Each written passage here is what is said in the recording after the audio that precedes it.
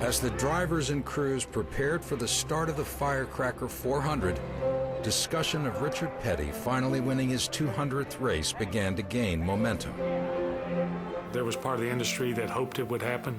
There was also, I think, chatter and speculation that maybe 199 was going to be it, because Richard wasn't a spring chicken at that point, and there was a lot of tough competition, obviously, on the racetrack. The biggest obstacle to Richard's success comes in the form of Cale Yarborough, a man who is on the pole position and who set a new record in qualifying for this race. It's worth noting that Cale has won both of the races this year that he started from pole position, so he is going to be very tough. One of those two races, of course, the Daytona 500 on this circuit earlier this year.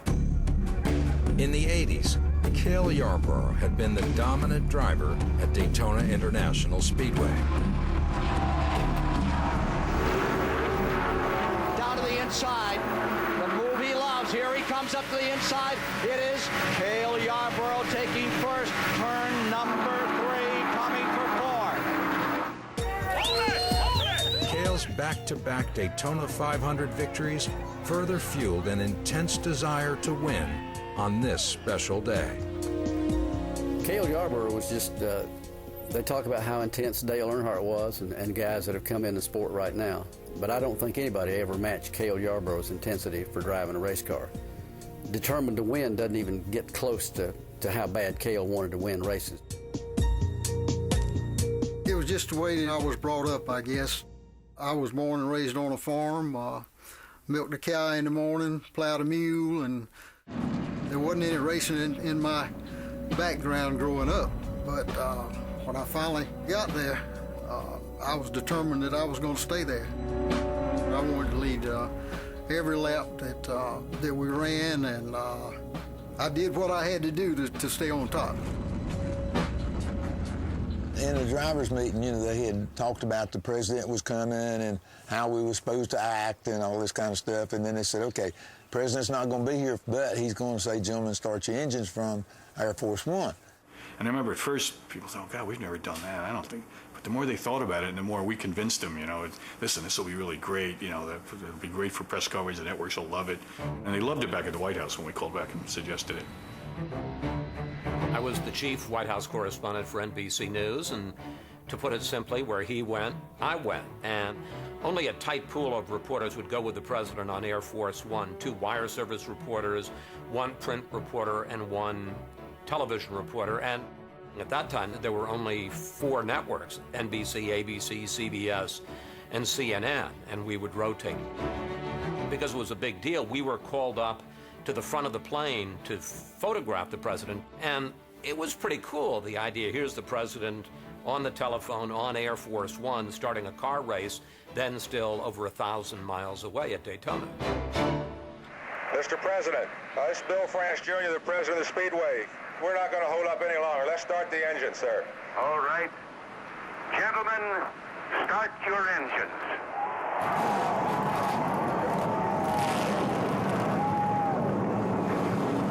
And with that command from the President of the United States, 42 engines come to life on pit road. We are just minutes away from the start of the Firecracker 400. It's a big deal. I mean, the President of the United States flying around somewhere and comes down and say, okay, guys, you know, crank it up and get ready to go. So the President was getting a bunch of publicity, but Cup Racing was getting a bunch of publicity too, so good trade-off for us. The fact that Richard was such a big Republican and the President, who was a Republican, coming to the event, this would be the event for him to win, his 200. If it could happen here, that would be the ultimate. They're about ready to do it here at Daytona this morning. An air of excitement has been here all week long, qualifying a new record for Cale Yarborough. The President of the United States just gave the command for the drivers to fire engines a moment ago. Can you hold your breath for 400 miles? That's what the drivers say. They take the green flag. They're going off on lap 1. Yarborough holding his lead on the inside of the track. Earnhardt is staying right with him. There's a little bit of action as they mix it up in the rows behind them. But Cale Yarborough is off to a very smooth start. Back at Daytona, racing under the green flag, and now the 2 central characters have moved to the front of the stage. Cale Yarborough, the pole sitter, on the lead. Richard Petty chasing him in second place. After 20 years of racing together, they know each other about as well as they possibly can. It was pretty obvious to everybody that was there that they had the two cars to beat. One of those two likely would go to victory lane unless there was an accident or a mechanical failure in the cars. The intensity between those two at that particular time was pretty high, I guess is the best way to put it. One thing that is not routine is to see both Cale Yarborough and Richard Petty running so close to the front so early on. This means that both of them are feeling very racy. That could be bad news for the rest of the The field. early stages of the race were fairly uneventful as Petty and Yarborough stayed in contention. As the action on the track settled down, spectators found their attention drawn up toward the sky. When you're covering a story, you're focused on the president. You're not all that focused on, I mean, you're focused on where you're going in the sense that, yes, it was a NASCAR race, and yes, there was a story, Reagan trying to reach out to NASCAR voters, but you're not focused on where you're going to land. And I'll never forget, we're on Air Force One. We're coming lower and lower on approach, and suddenly you can see the speedway off to the side, and you look like you're coming right down in the middle of a huge crowd. I felt like I was landing on the backstretch, and once you realized you weren't landing near the speedway, you were landing next to the speedway, it was cool. I mean, you know, you see a lot of cool things when you cover a president. To be landing that close to the speedway in the middle of a major race was pretty cool. You know, the race was pretty good, but when it was obvious that the Air Force One was coming in, there was a couple of laps where the race was ignored more or less, and as everybody kind of watched, and you know, the buzz started when the first person saw it and just passed it along pretty quick. People stood up and cheered, and it was an exciting moment. Yeah, I saw the plane. You know, we were in a place on the racetrack where I was able to look over there and see it. But I did see it with my own eyes, and I was really pumped about that. I actually think my heart stopped at one point. You know, when that plane was landing, you know, just the thought that this could be happening. Air Force One carrying President Ronald Reagan, hovering even now over the backstretch as the cars go by. What none of us knew was that the lone car on the track at that point would be Richard Petty's car. And it was just perfect. It was beautiful. That was a great picture. I mean, you know, we were on the backstretch all by ourselves. I got to talking to the guys that took the picture, and I think he worked for the paper down there, and he was just following the airplane in, okay, and he followed it in, just click, click, click, click, click, and said he got back that evening, and he had a world-beating photograph, so he got a lot of play out of that particular picture. When Air Force One landed at the Daytona Beach Airport over there, I was probably as keyed up as everybody else was. It was just like turning on electricity throughout the crowd and even in the garage and the drivers and everything else. This is a big moment here. Stock car racing, a sport tied to conservative political traditions. Probably safe to guess that the president enjoys the political support of most of the 100,000 or so here. They'll be anxious to greet him as he comes over to the track. There were moments I used to call the goosebump moments. And I remember the motorcade came out basically behind the grandstand. But there were people who could look over and see it, you know, from all around there. And I just remember that was one of those moments. The ovation was just incredible. You know, people had seen him. They weren't paying attention to the race anymore. They were actually looking down and seeing him. I just remember microphones and going off, and everybody had a headset. We're going to bring him up. We're going to bring him up. No, don't bring him that way. Code this, code that. It was just wow. You know, we got upstairs, and again, there was another big ovation because people could see to the right and left, you know, through the grandstands. They could all see that he'd got in there. In fact, I remember he wore kind of a white coat that day, which made him easy to spot. He was wearing a pretty loud sports jacket, and he usually wore very conservative clothes, and so to see him in this almost white sports jacket, which was totally appropriate for the event, it was a little unusual. This is more than the president ever does. I mean, he's never in a place as long as he was there, you know, just sitting there watching a race. So, you know, everybody wants to stand there around him. You know, our job is, you might want to go sit down over here, and, you know, Mr. France, it's probably time to take a seat. Try to do it politely because the press guys are going, who are these guys? Get him out of the picture, you know. So everybody's calmed down, and, you know, it's a feeling, I guess, of satisfaction. And you look around and go, this is going as it was planned.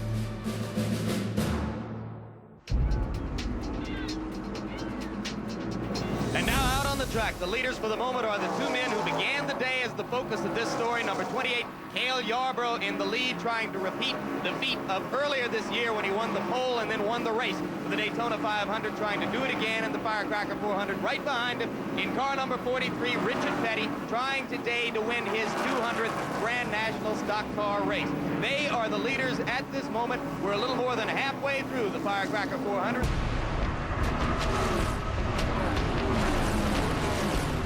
The middle of the race, I think they were filling each other out.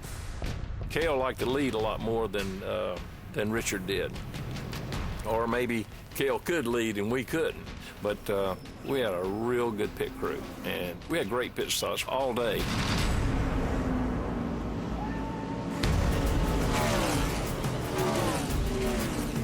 The quick work of Petty's pit crew proved pivotal late in the race, propelling the 43 to the front of the pack. Petty's, you can see, getting away first, but remember, his pit lies earlier on the track, so they're going to be very close together. You're going to see them. Petty does, however, have the better of the exchange in the pit. While Petty held on to the lead, MRN radio announcer Ned Jarrett prepared to interview the President of the United States to a live nationwide radio audience. We had been schooled on where we would sit. We practiced it during the week.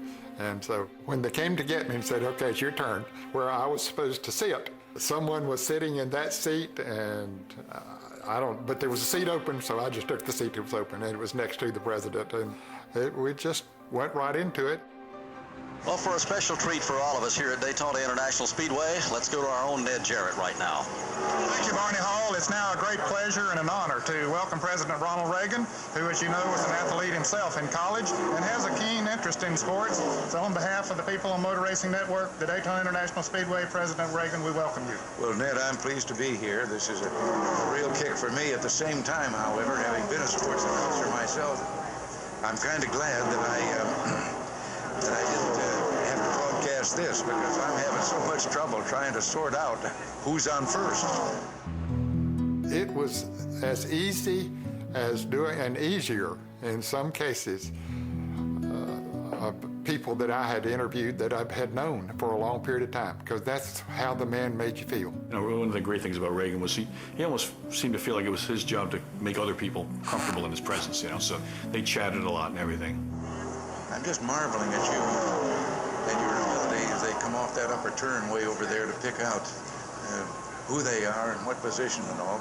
Well, see, that's having lived down among them. I'm sure that you're amazed by the speeds that you're seeing these cars run here today and the control the drivers have over them.